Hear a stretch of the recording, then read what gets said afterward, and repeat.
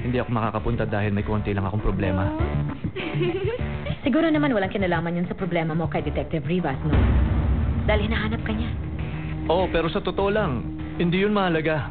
Lagi naman siyang may mga kinakausap para may mga bago pa silang matuklasan.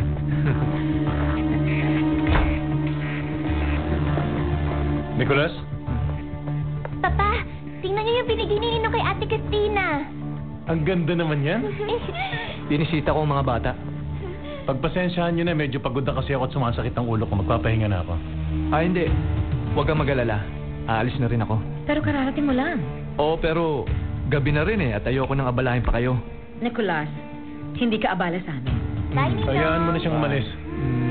Thank you po ulit. Bye. Sige, Mariana. Sige.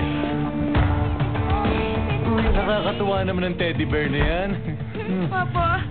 Mariano, anong nangyari kay Nicholas? Hindi ko alam. Baka pagod lang kaya gusto nang umuwi. Talaga? Ba't hindi mo sabihin sa akin kung ano talagang nangyari kay Nicholas?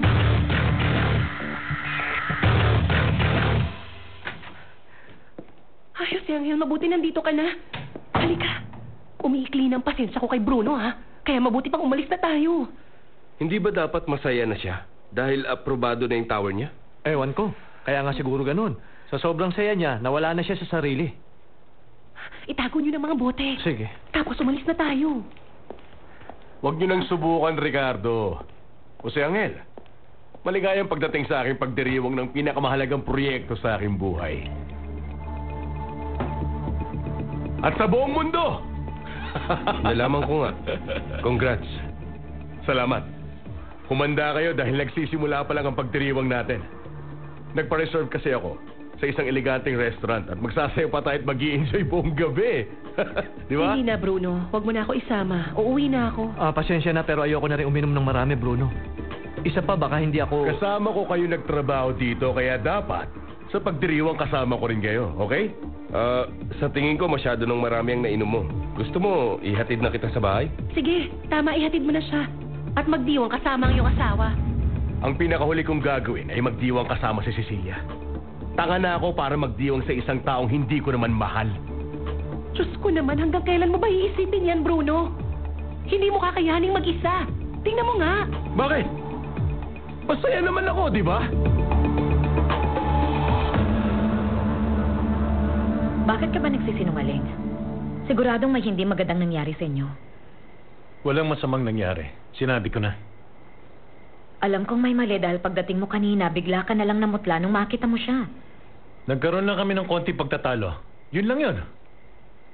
Kilalang kilala kita, Mariano. At kahit gaano pa kalaki ang pagtatalo ninyo ni Nicholas, kahit kailan hindi ka naging malamig sa kanya. Pinatatawad mo siya sa lahat ng kapalpakan niya. Lahat. Kaya nga siguro ako ganito. Napuno na ako sa kanya. Sa amin na lang yung mahal ko. Uulitin ko sa'yo, wala kang dapat alalahanin. Sabihin mo, may kaugnayan ba ito sa ginawang pagdalaw ni Detective sa kanya nung isang araw? Kung pinuntahan siya, malamang tungkol ito kay Alisa, tama? Diyos ko naman, Dana. Ano ba yung iniisip mo? Simple lang ang sinasabi ko, Mariano. Gusto ko lang malaman, bakit sila nagpunta? At anong sinabi ng mga pulis kay Nicholas? Ewan ko, siguro parte lang yun ang routine. Kailangan magtanong-tanong si Rivas dahil trabaho niya yan. Mariano, may tinatago ka ba sa akin tungkol kay Nicholas? Dana,